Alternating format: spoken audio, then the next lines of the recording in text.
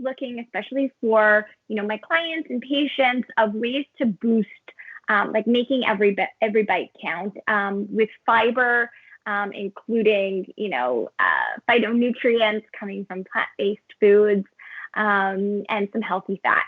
So this cookie is the treat that we're looking at. And I'll let Jer start us off of what he's planning on doing here. Yeah, so this is, again, we want to focus on, some more of these plant-based ingredients. And one of our favorites, we use it quite a bit in our recipes, especially baked goods and desserts and stuff, are oats. Such a humble ingredient, but very, very versatile. And so we're going to be making some chocolate chip, peanut butter, oat cookies. Yes, delicious, I know. And the best part, you do not have to bake them. So they're yeah, really, really easy. And so I'm going to walk you through it here. Okay, so we're going to start off in a food processor with about a cup of oats. Now, if you don't have a food processor, you can pretty much get through the most of this recipe. You would just need to use like an oat flour, and you can find oat flour it's already broken down for you, so you don't need the food processor. But a food processor, or even like a bigger wide-based blender, just makes it a little bit easier. Okay, so starting off with a cup of oats, and I'm going to try to angle it here so you can see. Okay, so cup of oats goes in, and we are kind of measuring, not really measuring. And this is the kind of recipe you can get away with that, because we're not baking it. And you just might have to adjust as you need to either add a little bit more liquid or a little bit more of the oats to it. Okay, so got about a cup in, and I'm going to pulse this up just until it's mostly broke down. Oh yeah, sorry, maybe this is a good time to turn down your volume a little bit.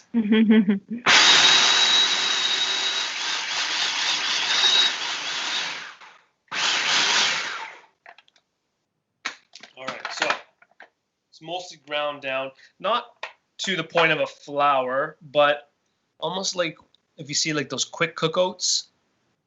It's mostly broken down. That's what we want.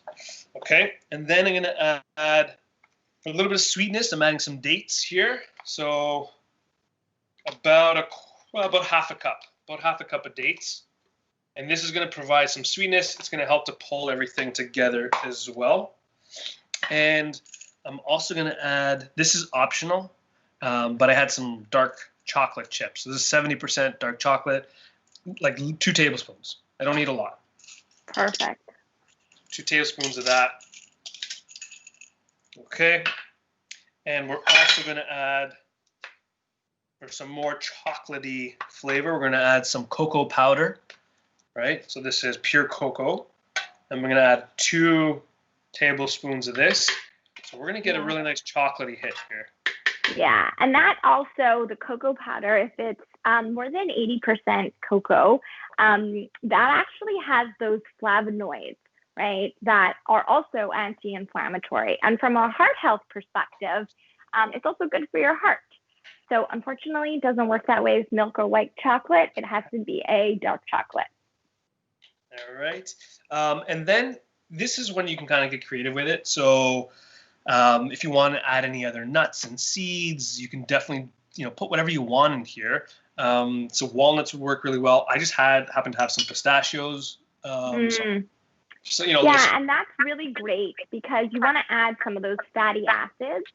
And walnuts are high in omega-3s. If you want to do ground flax seeds, chia seeds, all of these are great options for adding those omega-3 fatty acids.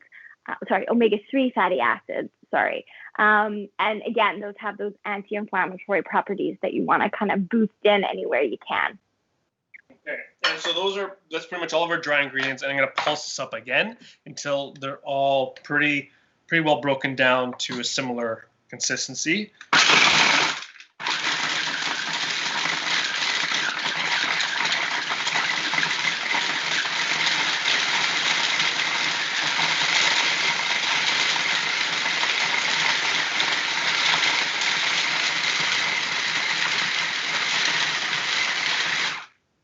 so about 30 seconds or so, just until it's nice and broken down. And then to bring it all together, we're going to add some peanut butter. Okay? This is regular peanut butter. You can definitely use almond butter or whatever sort of nut butter you want. But again, this like Steph mentioned before, this is a good little protein boost too, right? Absolutely. And it has some of those great healthy fats.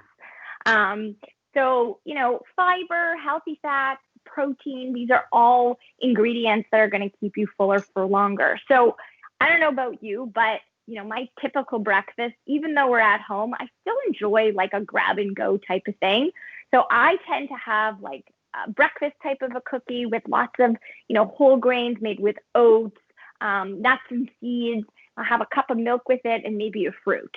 So, this like assembly type of thing. And you could freeze these, I'm sure.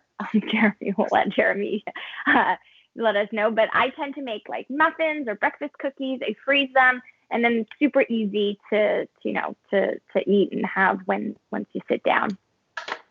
All right, so I added about 3/4 of a cup of the peanut butter in there. And again, this is what I meant when I said, it's not super important to measure everything.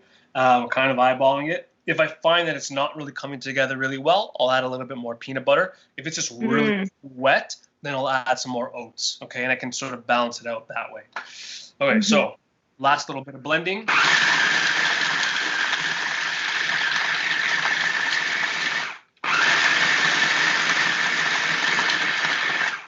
Okay, and what I'm looking for here is for it to start to clump together, and it's starting to do that on its own. So you can see you get these like little clusters. So that's what I want. I'm gonna spin it for just a little bit more.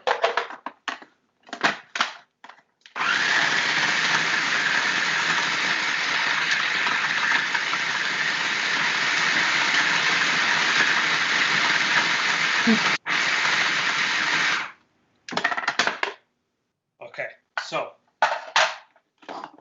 we are good to go. You can see here, it's nice and shiny. And if I take a piece out, it sticks together. It's nice and together, but it's not super wet. It's still pretty on the dry side. So that's exactly what I want with these cookies, okay? And then comes the fun part. We're gonna roll them out. So you can obviously, get your little helpers involved if you want. Or if you want to keep it a little neater, these little ice cream scoops just work fantastic. So I'm going to take a little scoop of that, put it onto a little baking sheet or plate. Again, I'm not cooking these, but it just makes it a little bit easier to work with. And I'm using some parchment as well. Again, just makes it a little bit cleaner. So I'll scoop a few on just to show you, right? So we have these like little balls here, and I'm just going to use my hands to kind of press them together to form them into kind of this like little ball here, right? Ball, yeah. I'll do that with the rest. And these are little mini ones. If I had a larger ice cream scoop, obviously you can make big ones. And so we're forming them. And then the last thing I'm going to do, so got a few here.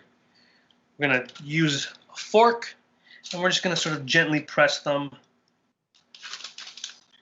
And so that they're the shape of cookies.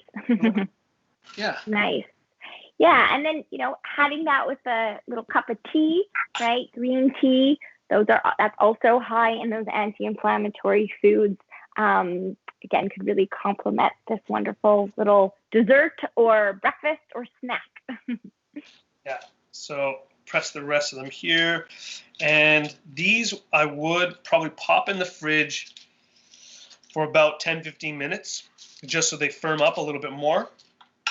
But otherwise, you can see like these awesome little no bake, and they're so like these are super tasty. But let them firm up in the fridge for like 10-15 minutes, or like Steph mentioned, pop them in the freezer. And this is actually where I would store all of them. They store exceptionally well in the freezer. Freeze them solid for about an hour on the baking sheet, and then pop them into like a little freezer bag to store. And you can eat them right out of the freezer. They are delicious. And again, no baking involved, so super easy. There we have it. Yeah. Our chocolate, peanut butter, oat, no bake cookies. Beautiful. And that's Thank it. you. Yay! We're done. Thank you, Stephanie. And thank you, everyone, for joining us today.